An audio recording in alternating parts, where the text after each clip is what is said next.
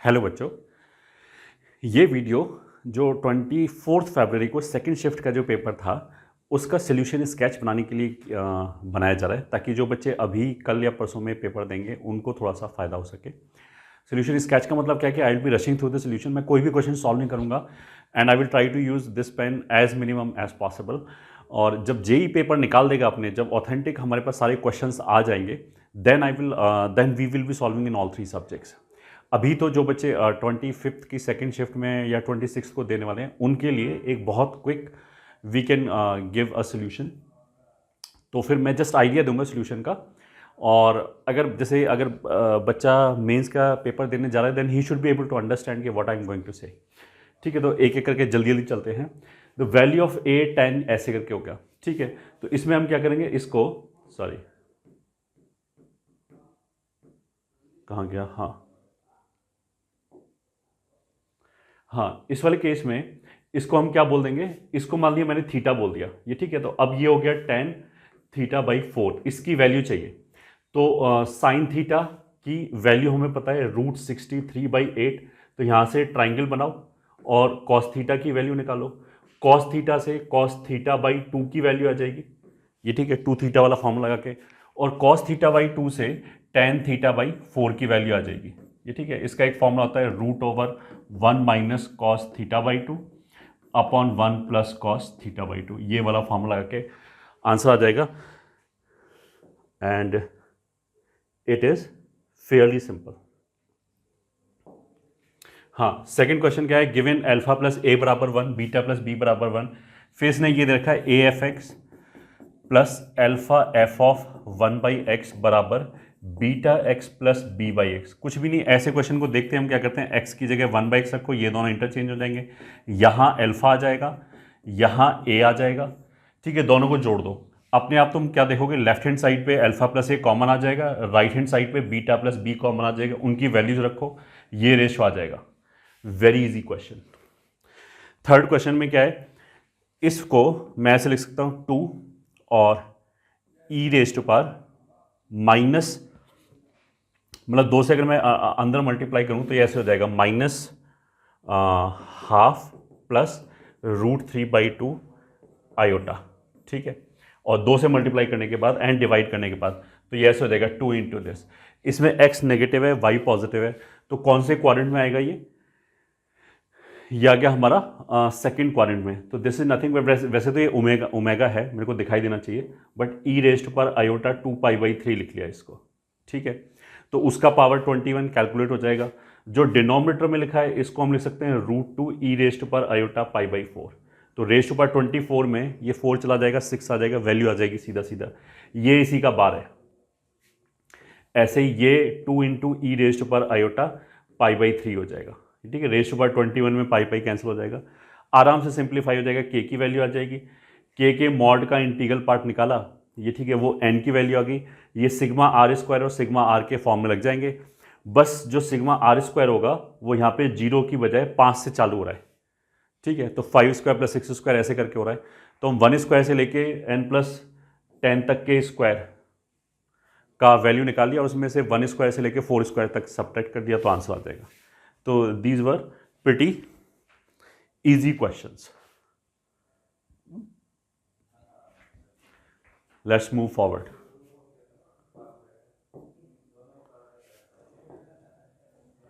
हाँ, सेकंड क्या है, f is twice differentiable function such that, अब ये हो गया f" into f minus f' का स्क्वायर बराबर 0। अब देखो ये सेकेंड ऑर्डर का डिफरेंशियल इक्वेशन है। ये वैसे तो सेकेंड ऑर्डर सिलेबस में नहीं है, but it is very easy to solve. Second order को इंटीग्रेट करने के लिए 2 बार इंटीग्रेट करेंगे, मेरे को 2 अननोन मिलेगा। 2 अननोन के लिए क्वेश्चन में 2 इन्फॉर्मेशन होना चाहिए, तो वो ये 2 इन्फॉर्मेशन दे रखा है। तो इसको करेंगे कैसे, एक तो ऐसे कर लिया, ऐसे लिख लिया। अब इसको इंटीग्रेट किया तो ये आ जाएगा ln f' बराबर ln f प्लस c। तो यहां से आ जाएगा f' बराबर k टाइम्स f। ठीक है, ये आ गया। इसमें 0 रखो तो k की वैल्यू आ जाएगी क्योंकि ये दोनों वैल्यू दे रखी है। फिर इसको दोबारा इंटीग्रेट कर लिया, f' अपॉन f बराबर k, इंटीग्रेट करो, बस आंसर आ जाएगा। यहां तक ठीक है। हाँ, क्वेश्चन नंबर 5 में क्या बोला था, angle of elevation of a plane is 60 degree at some point, plane is flying horizontally at इतना, ठीक है। तो उसने बोला कि ये 60 डिग्री है और हाइट कितना है, अब वो दे नहीं रखा है h, इस रेट से फ्लाई करा आफ्टर 20 सेकेंड, तो आफ्टर 20 सेकेंड वो कहीं यहाँ पहुँच जाएगा, तो ये डिस्टेंस कैलकुलेट हो जाएगा स्पीड इन 2 टाइम से, ठीक है। The angle of elevation is 30 degree, तो अब जो एंगल ऑफ एलिवेशन है वो 30 डिग्री हो गया, मतलब ये 30 डिग्री हो गया, ठीक है। तो ये h है तो ये भी h हो गया, ये वाला डिस्टेंस पता लग जाएगा, इसको x निकाल लिया तो 2 इक्वेशन आ जाएंगे, एक आ जाएगा tan 60 बराबर h अपॉन x और एक आ जाएगा tan 30 बराबर h upon x plus we T, ठीक है। 2 इक्वेशन है और 2 अननोन है h और x, सॉल्व हो जाएगा आराम से, तो जो भी चाहिए वो आ जाएगा। फाइंड द हाइट, h चाहिए तो h आ जाएगा, ठीक है। 6th क्वेश्चन में क्या है, n+1c2 plus twice of 2c2 3c2, ये स्टैंडर्ड फॉर्मूला हमने बता रखा है क्लास में, nc2। अगर ये 2c2 से चालू हो और लोअर सबस्क्रिप्ट सेम है तो लास्ट वाले में एक एक जोड़ दो, तो ये आ जाएगा n+1c3, ठीक है। उसका ट्वाइस, तो इसको 2 बार लिख लिया, n+1c3 प्लस n+1c2, ठीक है। एक तो ऐसे करता है, इसी को फैक्टोरियल के टर्म्स में ओपन कर लो। अच्छा, मैंने ऑप्शंस नहीं लिखे हैं ये, ठीक है, थोड़ा जल्दी डिस्कशन करने के लिए हमने ऑप्शन टाइप नहीं किया। इसमें ऑफ कोर्स ABCD 4 ऑप्शंस लिखे होंगे, इनको फैक्टोरियल में लिख लो या फिर पहले इसके ऊपर फॉर्मूला लगा दिया NCR प्लस NCR-1 का, ये फॉर्मूला लगा लिया तो ये दोनों कॉम्पैक्ट फॉर्म में आ जाएगा। फिर इसको फैक्टोरियल के टर्म्स में लिखा, इसको फैक्टोरियल के टर्म्स में लिख के सिंप्लीफाई कर लिया, आंसर आ जाएगा। 7th क्वेश्चन क्या है, देयर आर 10 स्टूडेंट्स S1 से S10, find the number of ways in 3 group G1 G2 G3 such that, मतलब उसने ये बोला है 10 बच्चे हैं, उनको 3 ग्रुप में डिवाइड करना है, हर ग्रुप में कम से कम एक बच्चा रहना चाहिए और थर्ड नंबर के ग्रुप में मैक्सिमम 3 बच्चे रह सकते हैं। तो थर्ड नंबर की तरफ से पकड़ लिया कि जो ग्रुप 3 है उसमें या तो एक बच्चा होगा या 2 होगा या 3 होगा। अगर उसमें एक बच्चा है तो कौन सा बच्चा, तो 10C1 इंटू बाकी के जो हैं ये, ठीक है, एक बच्चा तो इसमें चला गया, बाकी के 9 बच्चे G1 और G2 में आने चाहिए। तो उनको हम कितने तरीके से डिवाइड कर सकते हैं, कितने तरीके से डिवाइड कर सकते हैं, इतने तरीके से 2⁹ - 2, मतलब पहले बच्चे को G1 में रखा, पहले बच्चे को उठाया, उसको G1 या G2 में किसी में भी रख दिया, फिर दूसरे बच्चे को उठाया, उसको G1 या G2 में से किसी में रख दिया, ऐसे करते करते कितने तरीके आ जाएंगे, 2⁹ 2⁹ में एक तरीका वो भी आ जाएगा, सारे बच्चे इस ग्रुप 1 में चले गए तो ग्रुप 2 खाली रह गया, बट उसने तो बोला ना कि कम से कम एक बच्चा तो होना ही चाहिए हर ग्रुप में, तो वो 2 केसेस हटा दिए, जब G1 में कोई नहीं आया या फिर जब G2 में कोई नहीं आया, तो वो वाले 2 केस हटा दिए, ठीक है। प्लस अगर इसके अंदर 2 बच्चे हैं तो 10C2, फिर हो जाएगा 2⁸ - 2 प्लस 10C3 इंटू 2⁸ 7 - 2, तो ये इसका आंसर आ जाएगा, ठीक है। हाँ, नेक्स्ट क्वेश्चन क्या है, AB 2 पॉइंट दे रखे हैं एंड PA बराबर 3PB, तो यहीं से PA² x - 5 का होल स्क्वायर प्लस y² बराबर 9 टाइम्स x + 5 का होल स्क्वायर प्लस y², ये अब इसको सिंप्लीफाई कर लो, सेंटर और रेडियस पता लग जाएगा, इसमें कोई बड़ी बात नहीं है, बोर्ड लेवल का क्वेश्चन है, radius of locus of P, ये ठीक है। इसमें 2 पैराबोला दे रखा है, एक तो 5x² कुछ ऐसे हो गया, दूसरा हो गया 2x² - 5, इन दोनों को सॉल्व कर लो, द एरिया बाउंडेड बाई, ये वाला एरिया चाहिए, ठीक है। दोनों y एक्सिस के अबाउट सिमेट्रिक हैं, तो 0 से लेके यहाँ तक सॉल्व कर लिया, जो भी पॉइंट आया upper curve minus lower curve करके इंटीग्रेट कर लिया, तो ये एरिया आ जाएगा, उसको डबल कर दिया तो आंसर आ जाएगा, ठीक है। 10th में क्या है, A and B are subset of 1 2 3 5, ठीक है। Then find the probability such that A intersection B में 2 ही एलिमेंट है, ठीक है। तो कौन से 2 एलिमेंट, तो 1 2 3 4, मेरे ख्याल से 4B होगा शायद, वो तो उससे कोई फर्क नहीं पड़ता। अगर 5 नंबर है तो 5C2 से वो 2 एलिमेंट हमने उठाए जो इंटरसेक्शन में आएंगे, ठीक है। अब ये जो 2 एलिमेंट उठाए उसको हमने A में भी रख दिया और B में भी रख दिया ताकि ये इंटरसेक्शन में आ जाए, ठीक है। तो एक ही तरीका हो गया उनको रखने का। अब जो बचे हुए 3 एलिमेंट हैं इसके अंदर, उसमें से हमने पहला एलिमेंट उठाया, वो या तो केवल A में आए या केवल B में आए या किसी में भी ना आए, तभी वो इंटरसेक्शन में नहीं आएगा, बिकॉज हमें इंटरसेक्शन में केवल 2 चाहिए, बाकी कोई एलिमेंट नहीं चाहिए। तो उसको मतलब जो दो एलिमेंट रखने के बाद जो थर्ड एलिमेंट आया उसके पास तीन ऑप्शन है, या तो केवल ए में, केवल बी में, किसी में भी नहीं। तो तीन ऑप्शन, तीन ऑप्शन, तीन ऑप्शन, तो 3Q। ठीक है, अगर ये 4 ही था तो फिर आंसर हो जाएगा 4C2 इंटू 3 स्क्वायर, फिर ये आंसर हो जाएगा ये। ठीक, अगर ये 5 एलिमेंट थे तो ये अब पता नहीं क्या था। ठीक है, अच्छा ये तो हो गया हमारा favourable number of cases. Total number of cases हो जाएगा 2⁵, सॉरी 4⁵5। 4⁵5 कैसे हो जाएगा? 5 एलिमेंट है, मैंने पहला एलिमेंट उठाया, उसके पास 4 ऑप्शन है, या तो वो केवल ए में आए, केवल बी में आए, किसी में भी ना आए, दोनों में आ जाए, ये 4 ऑप्शन है। तो 4 4 4 4 5 बार, इसलिए आंसर आ गया। क्वेश्चन नंबर 11 में क्या लिखा है? एफ डैश एक्स बराबर एफ डैश इतना, इसको इंटीग्रेट करोगे तो ये वैसे जेई में पहले भी क्वेश्चन आ चुका है इस तरह का, 2 माइनस एक्स प्लस सी आ जाएगा। इसमें अगर हम एक्स बराबर 0 रख दें, ठीक है, तो f0 की वैल्यू 1 हो जाएगी और f(2) की वैल्यू यहाँ से -e² आ जाएगी। तो कहने का मतलब क्या, c निकल आए। अब इसको ऐसे लिख सकते हैं, fx plus f(2 minus x) बराबर 1 प्लस e², या क्या। और इंटीग्रेशन 0 से लेके जो 2 का दे रखा है, इसके अंदर एक फॉर्मूला होता है 0 से लेके 1 तक, fx plus f(2a minus x), तो 2a माइनस x dx। अब इसकी वैल्यू ये दे रखी है 1 प्लस e², वो यहां पे रखो, बस आ गया आंसर। Very simple. ठीक है,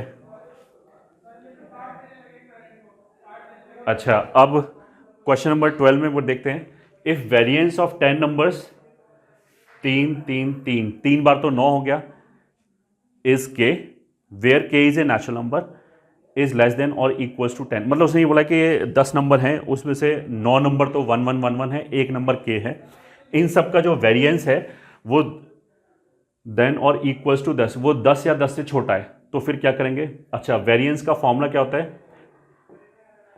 sigma x square upon n minus sigma x upon n का whole square, this is less than equals to 10। अब सिग्मा एक्स स्क्वायर में क्या हो जाएगा? एक एक एक एक का स्क्वायर, तो 1 1 1 1 9 हो जाएगा, प्लस के स्क्वायर हो जाएगा, ठीक है, अपॉन एन कितना हो गया? 10, माइनस यहाँ हो जाएगा 9 प्लस के का whole square, 9 plus k by 10 का whole square is less than equals to 10। ठीक है, तो अब यहाँ से के में एक इनइक्वालिटी बनेगी, उसकी मैक्सिमम और मिनिमम वैल्यू आ जाएगी, बस very simple.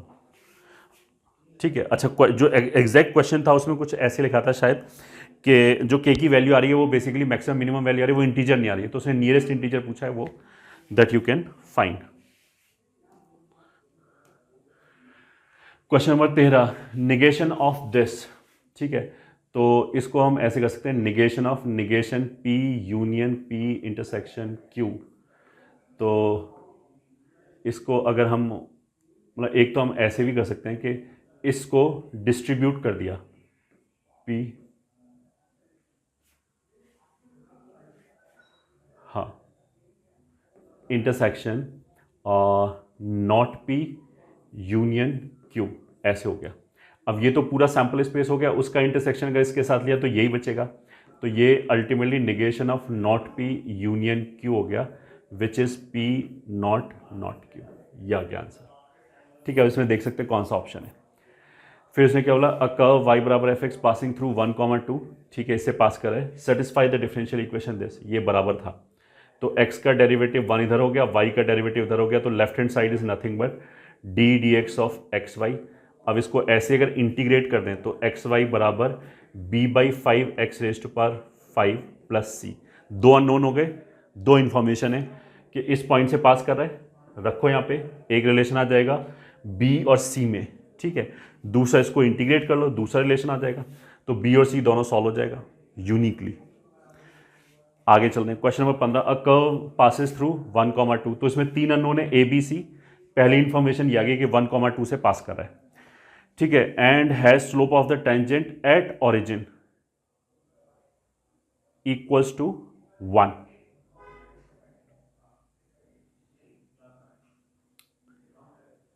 Then the order triplet a b c may B.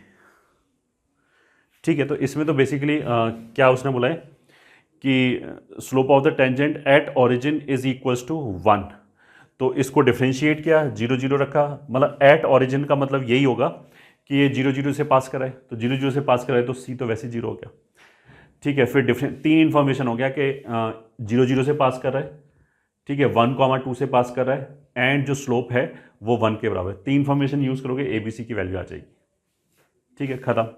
Next वाले में क्या है, 16th वाले में, तो वैल्यू ऑफ 1 से लेके 3 तक integral part of x² minus 2x, ये ठीक है, 2 को बाहर निकाल दिया, 1 से लेके 3 तक 2 dx को अलग कर दिया, ये इंटीग्रेट करना है, ठीक है।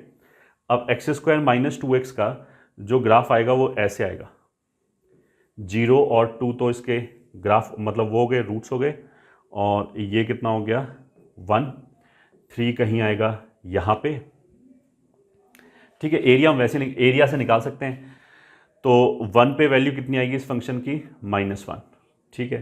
3 पे वैल्यू कितनी आएगी, 3 ही आएगी, ठीक है। तो उसका मतलब क्या, इंटीजर कौन कौन सा है, एक तो -1 ये आया, ठीक है, 0 ये आ गया, यहाँ पे कहीं 1 आ जाएगा, और यहाँ पे कहीं 2 आ जाएगा, ठीक है। तो देखो बहुत आसान है, जब इसके हम इसके इंटीग्रल मतलब ये इसका ग्राफ नहीं है, ये तो y बराबर x² माइनस 2x का ग्राफ है, ठीक है। जब हम इसके इंटीग्रल पार्ट का ग्राफ बनाएंगे तो क्या होगा, -1 रहेगा 1 से 2 तक, ठीक है। फिर 2 से इस पॉइंट तक, अल्फा तक, बीटा तक, अल्फा और बीटा निकल आएगा, इसकी वैल्यू x² माइनस 2x की वैल्यू एक बार 1 कर दी तो अल्फा निकल आएगा, 2 कर दी तो यहाँ से ये बीटा निकल आएगा, तो 2 से लेके अल्फा तक वैल्यू 0 रहेगी,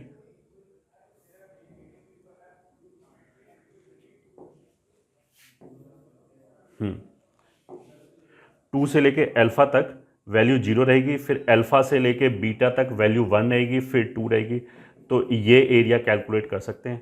यहाँ पे नेगेटिव एरिया आएगा because it is below x axis, और जो अबव एक्स एक्सिस आ रहा है रेक्टेंगल्स के एरिया में वो सीधे सीधे कैलकुलेट हो जाएंगे, ये ठीक है। बस ये 2 इक्वेशन सॉल्व करनी है। फिर आगे क्या है, the which of the following conic has tangent this eight point, ये ऐसे था, ठीक है। ऑप्शंस में कर्व के इक्वेशन लिखे हुए थे कि मान लिया कुछ भी y² बराबर 4x माइनस 3, ऐसे करके 4 ऑप्शंस थे। तो ऑफकोर्स हम क्या करेंगे, इस पॉइंट पे t बराबर 0 लिख लिया, टेंजेंट का इक्वेशन, फिर देख लिया चारों ऑप्शंस की तरफ से रख के देख लिया, चारों ऑप्शंस में t बराबर 0 कैलकुलेट करके देख लिया एट दिस पॉइंट, फिर देख लिया किसके साथ ये मैच कर रहा है, हो जाएगा आराम से। The equation of the plane passing through ये point and line of intersection of the plane this and this, ये ठीक है। ये तो हो गया x plus y plus z minus 1 बराबर 0, और ये हो गया x माइनस 2y प्लस 2 बराबर 0। इनके पॉइंट ऑफ इंटरसेक्शन से पास करने हुई लाइन को p1 प्लस लैम्डा p2 बराबर 0 ले सकते हैं, और ये वाला पॉइंट सेटिस्फाई कर दिया, लैम्डा आ गया, खत्म, आ गया हमें प्लेन। फिर जो भी चाहिए होगा, नीचे कुछ ऑप्शन लिखे होंगे कि ऐसा हो गया और वैसा हो गया। A is 3/3 symmetric matrix, B is skew symmetric matrix, and X is 3/A matrix. Then equations, ये ठीक है। ये बेसिकली क्या है, यहाँ पे तो एक मैट्रिक्स लिखा है, मान लिया उसको एक मिनट के लिए C, तो ऐसे लिखा है C इंटू x बराबर 0।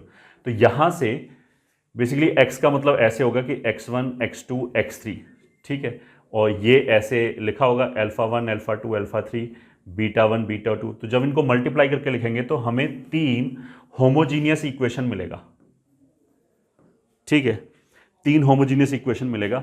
अब होमोजीनियस इक्वेशन है तो उसमें सोल्यूशन 0 0 0 तो हमेशा ही रहेगा, तो एक सोल्यूशन तो हमेशा ही आएगा। बस फिर हमें क्या करके देखना पड़ता है कि ये जो मॉड सी है, ये अगर 0 है तो इन्फाइनाइट सोल्यूशंस आ जाते हैं, और अगर ये 0 नहीं है तो फिर एक यूनिक सोल्यूशन आता है, मतलब विच इज 0 0 0, जिसे हम ट्रिवियल सोल्यूशन बोलते हैं, ठीक है। तो अल्टीमेटली मेरे को क्या करना है, मेरे को ये चेक करना है कि इसका मॉड 0 है या नहीं है, हाँ, ठीक है। तो बेसिकली हमने c किसको बोला, a² b² minus b² a², ठीक है। तो c t, हाँ सी टी क्या हो जाएगा, डैश ले लिया इस पूरे का, तो डैश हो जाएगा बी टी का स्क्वायर, ये हो जाएगा ए टी का स्क्वायर माइनस ए टी का स्क्वायर बी टी का स्क्वायर, ठीक है, विच इज यहाँ से माइनस कॉमन आएगा, मतलब बी टी बराबर ये दे रखा है ना कि बी टी बराबर माइनस बी है और ए टी बराबर ए है, ये यूज़ किया तो माइनस ये हो जाएगा A square B square, this is nothing but सी,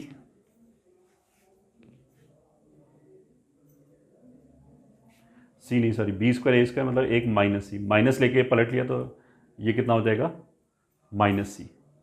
ठीक है, अब दोनों तरफ हमने मतलब यहाँ से ऐसे ही बोल सकते हैं जो सी मैट्रिक्स है वो बेसिकली स्क्यू सिमेट्रिक मैट्रिक्स हो गया थर्ड ऑर्डर का, ऑड ऑर्डर का, तो इसका मॉड जीरो होगा, मॉड जीरो हुआ तो इनफाइनाइट सॉल्यूशंस, तो नंबर ऑफ सॉल्यूशंस कितने हो जाएंगे इनफाइनाइट।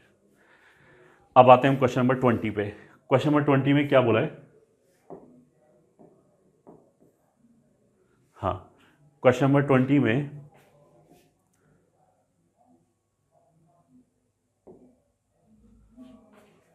हाँ क्वेश्चन नंबर 20 में क्या बोला गया है, four number who sum is इतना, four numbers who sum is अच्छा आर इन जीपी, तो A plus A R square plus A R cube, ये कितना हो गया 65/12 and sum of their reciprocal मतलब 1/a plus 1/ar plus 1/ar square plus 1/ar cube is 65/18। हाँ तो इसमें क्या करो, ये ए आर क्यूब कॉमन ले लो, इसमें से ए कॉमन ले लो, ऊपर नीचे सेम चीज़ बन जाएगी, मतलब 1 plus r square plus r cube बन जाएगा, उसको डिवाइड कर दिया तो बेसिकली यहाँ से ए आर क्यूब की वैल्यू आ जाएगी।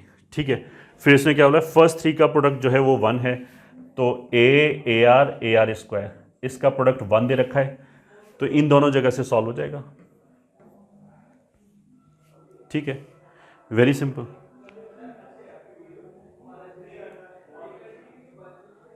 Next a point 5,7 on the circle, ठीक है ये हो गया। A tangent and normal are drawn, अच्छा at point 5,7 tangent and normal are drawn, तो जो नॉर्मल होगा वो तो सिंपली 2,3 एंड 5,7 को ज्वाइन करने वाली लाइन हो जाएगी, मतलब कुछ ऐसे करके आ जाएगा, ये मान लिया पॉइंट पी है और ये एक्स एक्सेस है, तो नॉर्मल तो इनको ज्वाइन करने वाली लाइन होगी, वो हो जाएगी y-3 बराबर 7-3/5-2 x-2, ये हो गया।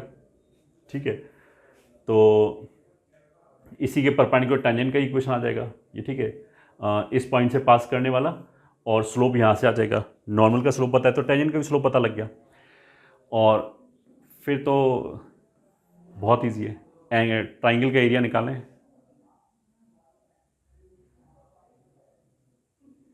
हाँ इस 24 मतलब इस लैम्डा, तो 24 लैम्डा निकाला है, तो वो निकालना है, हाइट ये आ जाएगी, इनके एक्स इंटरसेप्ट का जो डिफरेंस होगा वो बेस आ जाएगा, तो एक झटके में निकल जाएगा।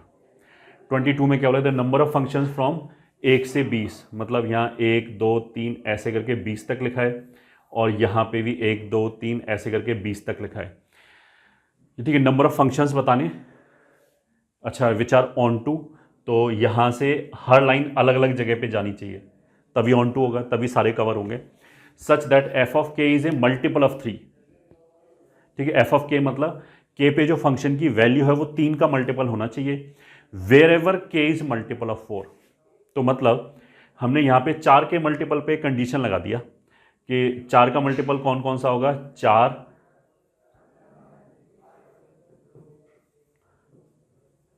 20, ये ठीक है, ये 5 मल्टीपल आएंगे, और इनका जो इमेज है वो इसने बोला है कि 3 का मल्टीपल होना चाहिए, तो 3 के मल्टीपल कौन कौन से देंगे,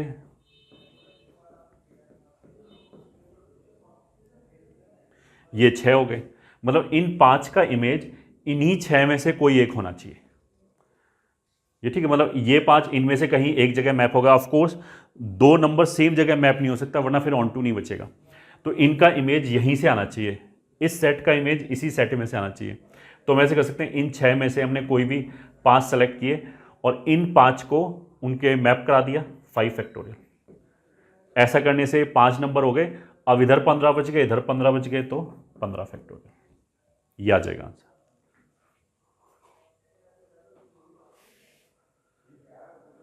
हाँ, the number of natural number less than 7,000 which can be formed by using the digit 0, 1, 3, 7, 9 is equal, natural number है 7,000 से छोटा है, तो 7000 से छोटा 4 डिजिट का नंबर हो गया, और 3 डिजिट का नंबर हो गया, और 2 डिजिट का नंबर हो गया, ठीक है, और सिंगल डिजिट का नंबर हो गया।